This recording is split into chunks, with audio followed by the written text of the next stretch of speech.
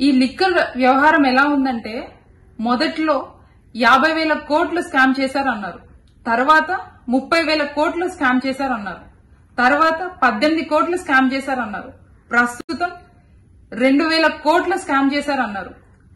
మొదటి నుండి ఇప్పటి వరకు చూసుకుంటే ఇదంతా ఒక కట్టుకథగా కేవలం వైఎస్ఆర్ కాంగ్రెస్ పార్టీ మీద కక్షపూరితమైన రాజకీయం చేస్తుందని క్లియర్ కట్ గా మనకు అర్థమవుతుంది. ఇక్కడ వైఎస్ జగన్మోహన్ రెడ్డి గారు ఇట్లాంటి కేసు ఎన్ని పెట్టినా భయపడరు. అలానే అన్నను నమ్ముకుని ఉన్న నాయకులు గాని కార్యకర్తలు గాని భయపడే ప్రసక్తే లేదు. ధర్మయుద్ధంలో ముందు అన్యాయమే గెలిచినట్టుంటుంది, కానీ చివరిగా న్యాయం ధర్మమే గెలుస్తుంది. నియంతృత్వంతో ప్రజా ఉద్యమాల్ని ఆపగలరా? బెదిరింపులతో ప్రజా గొంతుకను నొక్కగలరా? తెలుగువారి మనస్సాక్షి సాక్షి టీవీ ప్రసారాల కోసం వెంటనే మీ లోకల్ కేబుల్ ఆపరేటర్ని సంప్రదించండి.